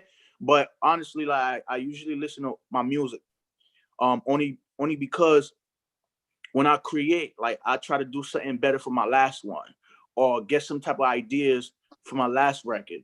Just like um, like a football team, right? They'll watch the whole game after the game is done because they want to see the mistake they made. They want to see the last play that didn't go right, so they won't do it the next game. You get me? So that's how I do with my music. I just kind of like block out everybody else music and I just focus on mine only. Like I don't listen to anybody music beside like if I'm, chilling or whatever the case is. But I just vibe with my own stuff. Gotcha. Yeah. So who are some of the, I guess when coming up, like who are some of the people that you were inspired by like coming up? Like who are some of the artists that kind of, that you like rocking with when you were younger? Of course we all was into Michael Jackson, of course. You feel me? Growing up, we could never, saying Michael Jackson, of course. You say Jay-Z, of course, 50 Cent. These guys, like, at a time, just watching them grow. And another guy that I actually like, no lie, like I used to watch him and just say to myself, like, yo, I can't wait to be like him. Just because the story and the pain that you could hear from his music. Shout out to Mano. Mano was one of the guys like growing up. I used to be like, yo, Mano hard. Like, when All the Above came out, I was in my mom's living room like, yo, damn, I want to be like this guy. You feel me? It's just, it felt right. You know what I mean? Shout out to Mano too. So, yeah. I think when it comes to New York, right? There's certain artists that I personally like that created a culture. It always comes to mind whether it's I think the Rockefeller era created a culture. Yeah. Dipset, they era created a culture. And when it came to now, and you're gonna have to help me on this, the category that Shine was in. Shine, that Haitian, that melodic style of music. Am I saying it right? Or that reggae-ish type of hip hop. Those to me stand out the most because they created a culture that people actually like follow and stuff. So, ATL all day, man, but Brooklyn, y'all all right. Now, hey, listen, it's funny, like, I fuck with ATL heavy because I remember people used to tell me when I used to make music out here, I didn't sound like I was from New York. You get what I'm saying? It was just like, yo, you sound like you from the other side. You should move over there and pursue your career like in Atlanta or something, like, do something out there. Like I used to always get that, you know what I mean? I ain't going front. Like I mess with everybody, whether if you're from New York, from Atlanta, from Chicago, like, you know what I'm saying? Like I'm just into music. I love music. So don't really matter. Like I'm not that big on yeah, I'm from New York. New York is lit. Like, you know what I mean? I don't care about none of that, man. I just want to do music and collaborate with the people, with the good people that's doing good out there. Simple. So you have your latest project, Panicking, which is inspired by Casino. I'm going to play a snippet of that and then kind of get your thoughts on it. Yeah. Pull up in a two-dog, get to panicking. They been drinking Hennessy, they don't drink on Heineken. Got them shooters turning niggas to a fucking mannequin. Yeah, if they pull up in a two-dog, get to panicking. They been drinking Hennessy, they don't drink on Heineken. Got them shooters turning niggas to a fucking mannequin. Yeah, to a fucking mannequin. Yeah, they shook now, heard they panic. Got them panicking, got them panicking. Yeah, All right, production hard. That's hard. Appreciate Dope, man. So we have this thing called breaking down bars. Give us the first 8 bars of the first verse and kind of give us the inspiration behind those lyrics. You know, if they pull up in the two-door, get to panicking, they've been drinking Hennessy, they don't drink no Heineken. You know, I'm from New York, and wherever you're from, you know, if you drinking that Hennessy, you off that Hennessy, you know, especially the cats that I deal with you know, outside in New York. So it's like, you know, when they off that Hennessy, you gotta panic. You know, when they come out that dope, that two-door, you gotta panic. So, you know, that's pretty, it's straightforward. You know what I'm saying? If you're that top, if people know your body and you off that Hennessy, gotta get to panicking. Real talk. You know what I mean? Hey, that's a life fact. Hey, man. I'm bugging? Nope. You see any dude, I promise you see any dude, and he got the Hennessy bottle by himself.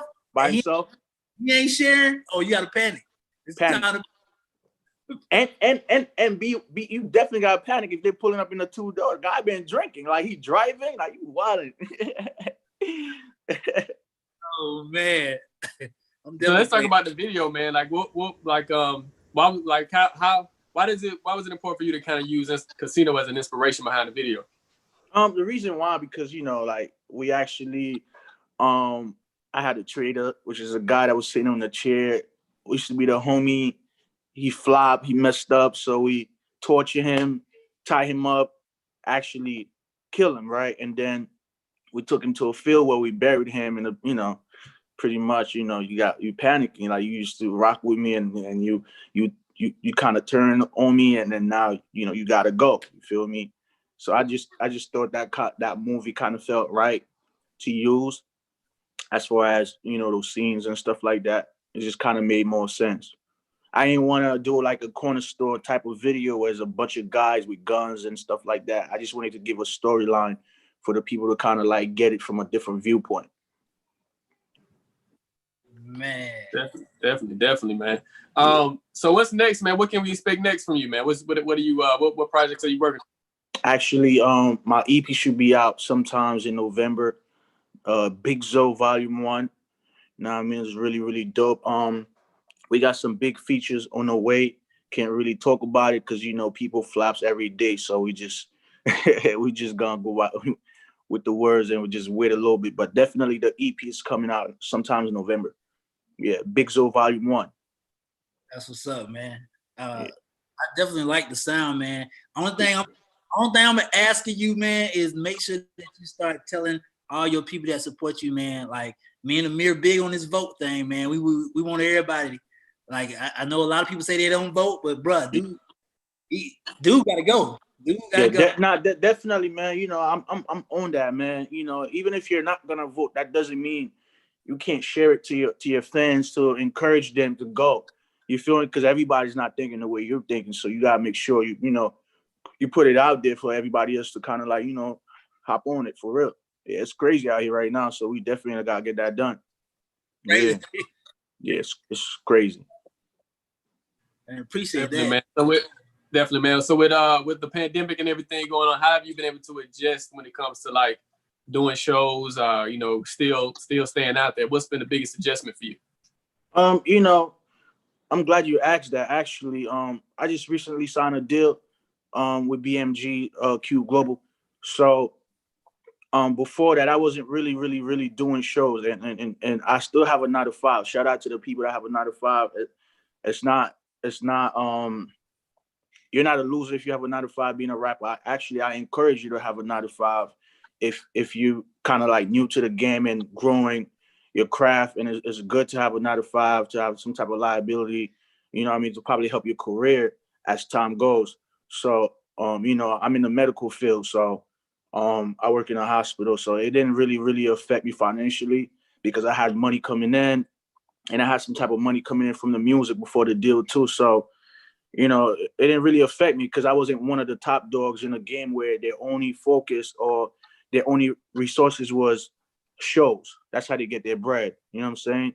It might affect me. Hopefully next year it doesn't happen, because now that I'm signed, we doing a lot of extra stuff. Then maybe it might affect me, but it, you know, it didn't really have an effect on me at all. Actually, you know, I was fortunate enough to have some type of money coming in, you know what I mean, to take care of my family. Actually, I've been helping a lot of people due to the fact that I have a 9 to 5. The people that got hit hard with the pandemic, I was able to, you know what I mean, try to pick a few people, pay their bills, like one bill, not over $100, but you know, 5-6 people, like whatever bill you have, I pay one.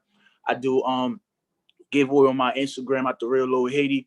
The fans that come in every probably Friday or Sundays, I buy them lunch. I pick probably 5-10 people. Yo, drop your cash app, send you money, buy you lunch. If you have kids, buy your kids lunch, stuff like that. In the building where I stay at, I do grocery shopping and place it up front and tell people to grab whatever y'all need. You feel me? You know, just giving back. That right there. Yeah, you just my fault. So now that's big because it's like a lot. I guess a lot of artists, they feel like, you know, that they're above a 9 to 5. But why was it important for you to kind of to kind of keep that income? Because, you know, there are artists who will struggle financially to kind of keep up a front just so they, you know, they can say, okay, this is my career, versus actually going in and clocking in. Yeah. I guess for you, like, why was it important for you not to really, I guess, you know, be affected by the naysayers and all the people that might say something, who's going to talk, and then really, you know, because at the end of the day, it's really about the bills that you can pay. So yeah. Why was it important for you to kind of to do both? You know, look, what it says Haiti, right? I came from the real mud, man. I came from the real mud. So we was raised to work hard. You know what I mean? Don't depends on anything that, you know what I mean, that's not promising or whatever, because, you know, the whole music thing is not really promising, man. There's a lot going on. There's a lot of people doing it. Like I said, I came from the real mud. Like, I had to work hard. You know, and for the people that's watching or the artists coming up, yo, the labels won't pay for your insurance bill. If something happened to you, there's no liability, bro. You just business partners. They're not gonna pay. They don't have no insurance for you, bro. So I thought it was smart to keep my job because I got full insurance, just in case something happened to me, something happened to my family. I won't really come out of pocket because I worked for that. You know what I mean? They take that out of tax or whatever the case is. So I thought it was smart to do so because, I mean, in the future, if things getting a little hectic for me, you know what I'm saying? Maybe I won't go to my 9 to 5 and focus on the music. But in the time being, if I could do it with both of them, I don't see why not. You know what I'm saying? I don't see why not. Bro, you just made me a fan, man. Before you get out of here, you just made me a fan. For sure. A lot of these, like, I was digging the music, but the person, it's weird because the premise of people's head of what's cool, like if y'all don't let that shit go, like the fact that you can take care of your family, your friends, and your community, right?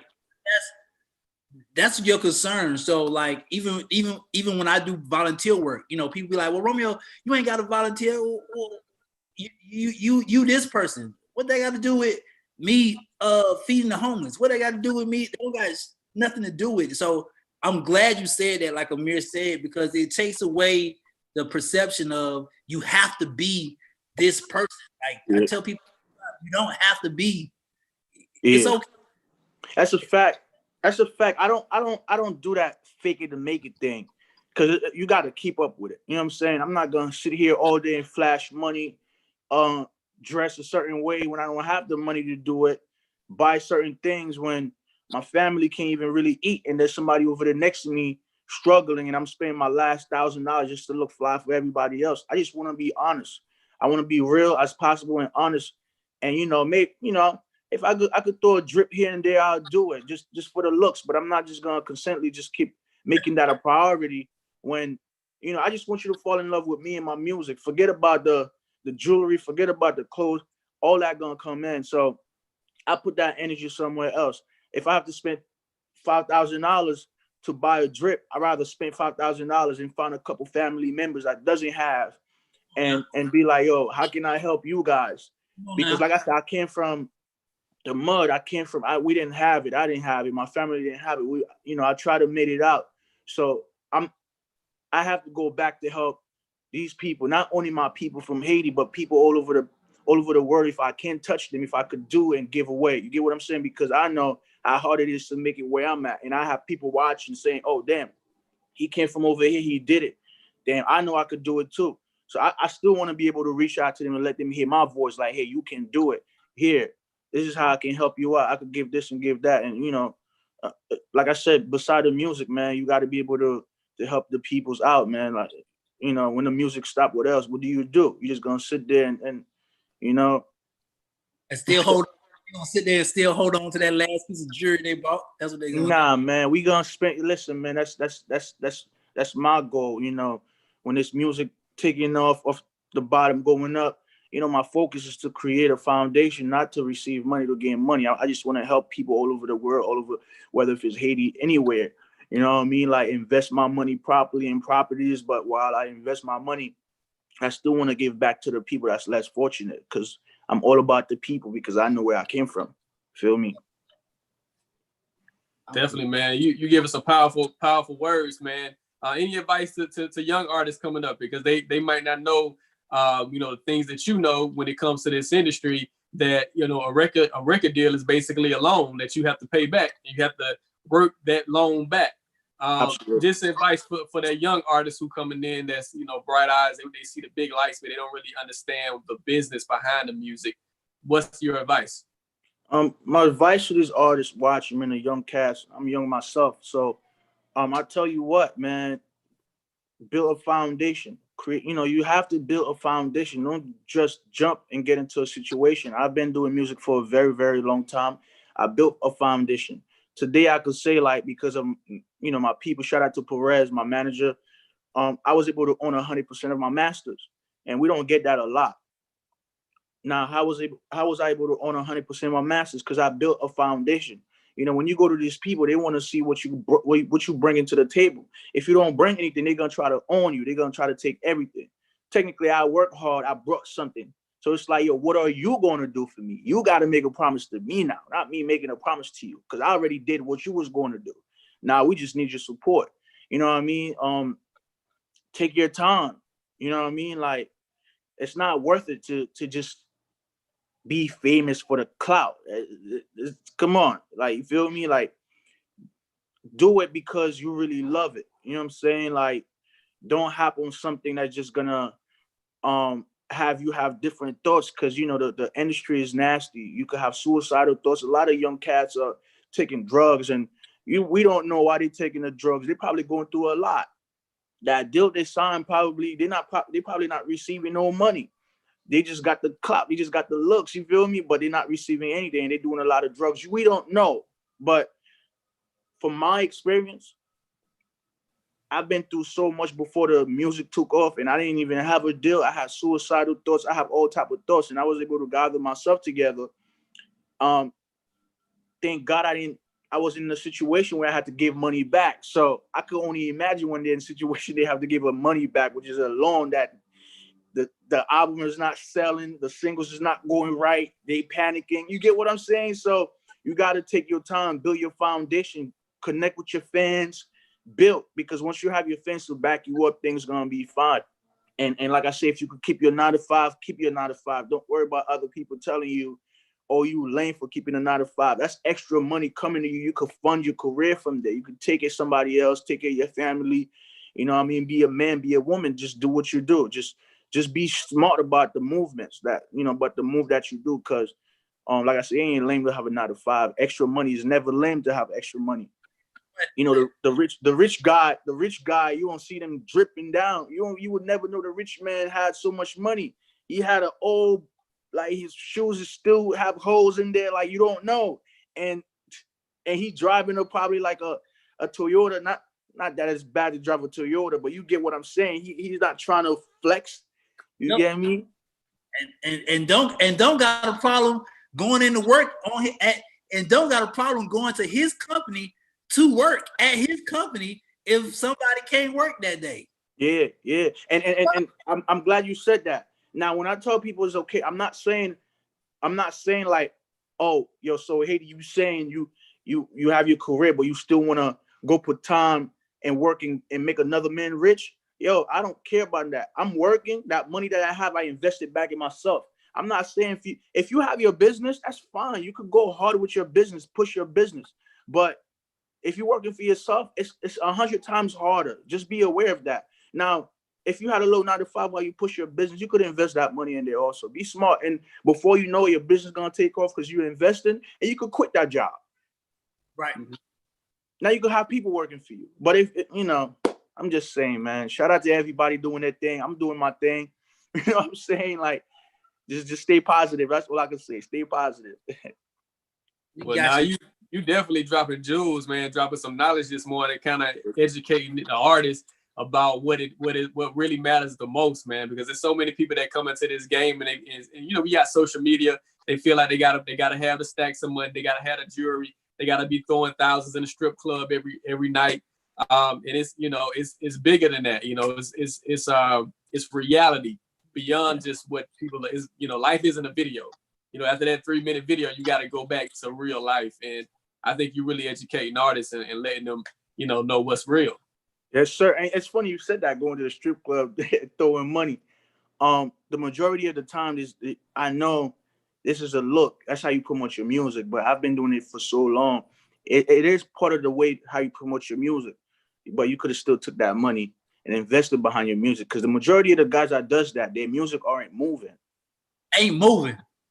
It's not, they ain't moving, but they're taking all that money, all that drip, spending just to look good, but your music ain't moving. Why don't you take all that drip money, all that money in the strip club you throwing, invest it in your music? At least if your music moving, you won't really have to do that. You're gonna use their money because they're gonna give you a bag to pull up. I'm not crazy.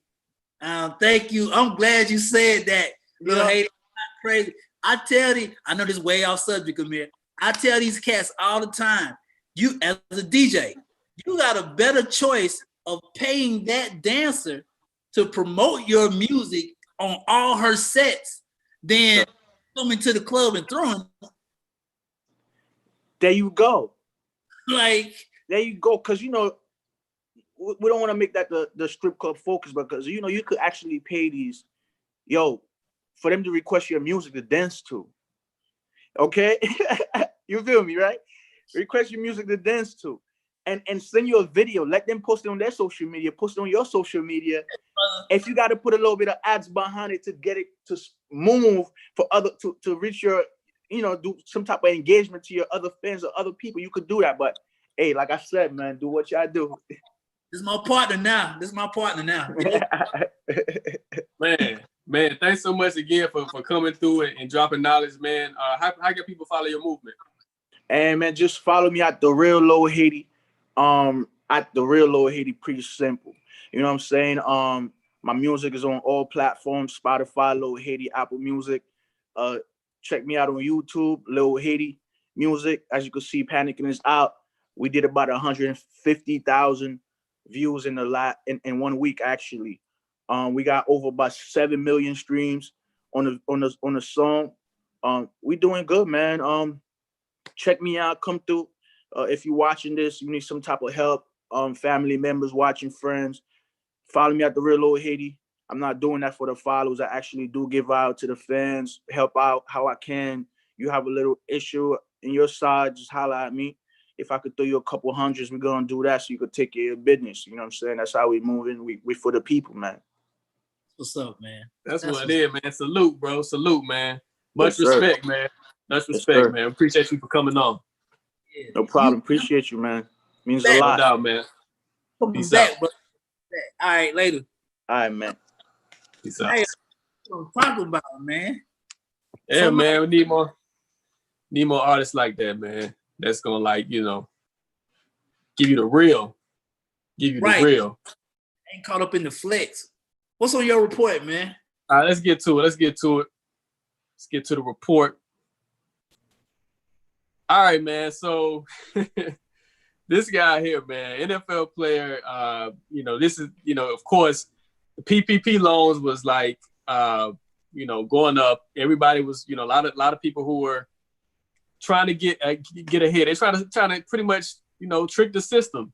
And this guy here, wide receiver for the New York Jets, he, instead of, he got over 1.2 million in PPP loans. They say the FBI pretty much caught up with him, said that he used the money to go to the Gucci store, spent like over $300,000 in a casino, just spending frivolously, and he's in a scam. It's a $24 million scam that he's a part of.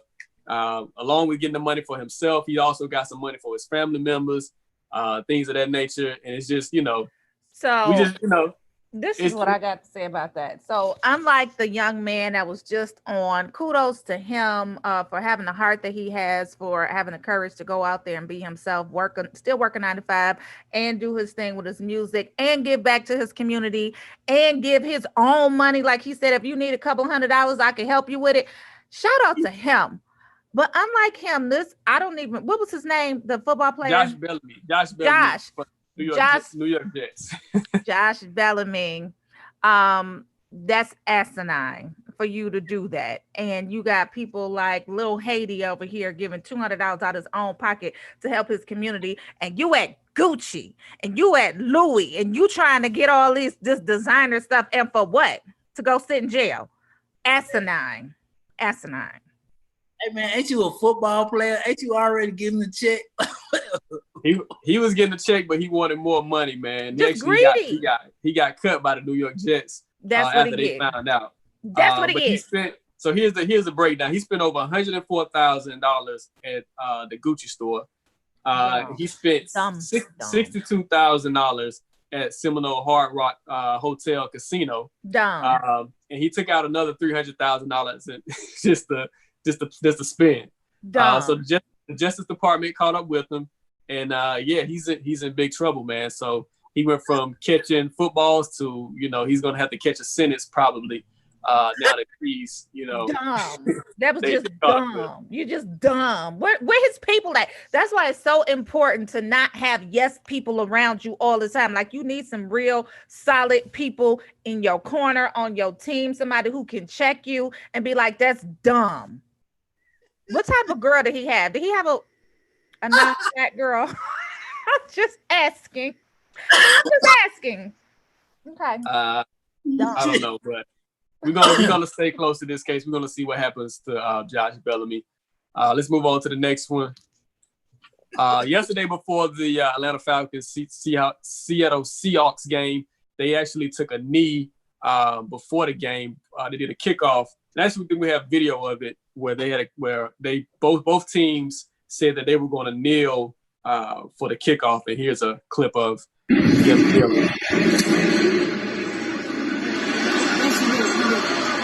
Throws away. It's out of the back of the end zone, and we had a feeling that this may be something that took place before the game today. Both teams are taking a knee after the kickoff.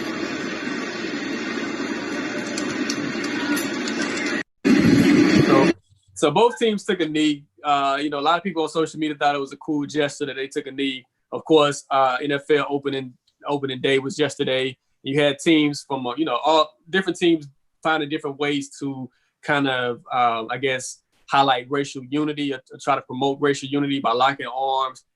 Different teams did different things. This was the Atlanta Hawks and the Seattle Seahawks. But Colin Kaepernick, on the other hand, he's not down for it. So let's go to Colin. He's saying that he doesn't believe it, and so he sent out a tweet yesterday condemning the NFL for their social justice front is what he's calling it, because he's saying that Eric Reid doesn't have a job. Eric Reid, of course, is one of the first players to kneel alongside of Colin Kaepernick back when they were with the San Francisco 49ers, and Eric Reid is without a job. He's not employed by the NFL, and he's really a good safety. And Colin Kaepernick kind of, he went off on the NFL saying that it's not really a factual thing that they're doing, saying that he doesn't really believe it. He believes, because, Eric Reed is without a job. Of course, Colin Kaepernick still not employed, but you still have all of these signs or these, moments where they're trying to highlight racial unity. So I just want to get your thoughts on that as far as, do you guys think that the NFL is putting up a front? Do you believe what Colin is saying, or are both sides right or wrong in this situation? It's whack. It's whack. I'm gonna tell you why it's whack. It's whack because we're gonna put 2 signs in the end zone that say love everybody and whatever else they did. We're gonna start the national anthem with lift every voice and sing. We're gonna kneel. Man, that shit's so whack because if the NBA set the standard, right? I mean, you cannot watch an NBA game without seeing some type of social message. Period. The NFL did is whack, man. That's for television. I don't believe it. So, Portia, you're an NFL fan. What are your thoughts? You're a football fan. I'm a football fan.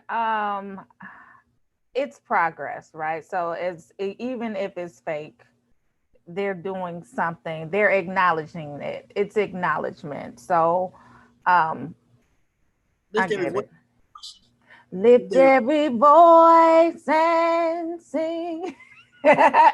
Yes, I'm just saying. I mean, it's awareness. It's out there. They're making baby steps. So we're gonna see what happens. They've contributed a lot of money, so we're gonna see what happens with the NFL and this social justice. Well, that's not called a lot of money because you're right. It's talking billions when you're saying it. And Portia, it's not baby steps. I mean, because you got atrocious numbers on leadership. You have atrocious numbers in the NFL as it relates to number of coaches, GMs, general managers, presidents of teams. And we all have to continue to push for this agenda. So no, it's horrible. But I think it's the voices that you don't hear from that are supposed to be navigating and consulting the NFL. And I think that's part of the issue. They don't have a commitment that is clearly outlined to allow us to get the jobs, which is a constant struggle for justice for all of our people. So that's the issue for me, Amir. It's not just, what I think about people. They're athletes and actors. It's a league. At the end of the day, why are you still discriminating on Black coaches getting jobs? Why are you discriminating on people who participated in an uprising, 3 years ago? Mm-hmm. And you're still punishing them, and we can see that. So I think the injustice is you've just got the mood of the country hasn't caught up with this movement. And we all have to continue to look at the camera, Portia, and actually be present. So I think we can't stop the uprising. I think Romeo got it right. You're whack when we can still look at the numbers, and it shows how much you care. Not actions, because that's acting. The facts don't bear it out. There's only three coaches, 3 Black coaches. Yes, there's 32 teams, and 3 Black coaches were coaching this first week out of 32 teams. So that just lets you know the reality. Newborn states. Newborn states. Every game that came on yesterday, every team didn't do that. So technically, every team is not in unison, which means the NFL is not in unison. You watch the NBA game. But that's my point. They're supposed to be getting consulted on how to treat Black people. And they not. And so when you say it, it's not a national policy. So it's a reflection of the current administration. Mm-hmm. When you have a very disjointed conversation. Positive thoughts, Portia. Positive thoughts of the day. I want to wish everyone a peaceful week. Whatever you went through yesterday, whatever you went through this weekend, if you're stressing, I want to wish peace on everyone. And when I say that, when I think of peace, it means to me to be absent from drama and be present with peace. And peace is also an acronym, meaning positive energy always creates elevation. I'm not reading Munson. Don't do that. You know.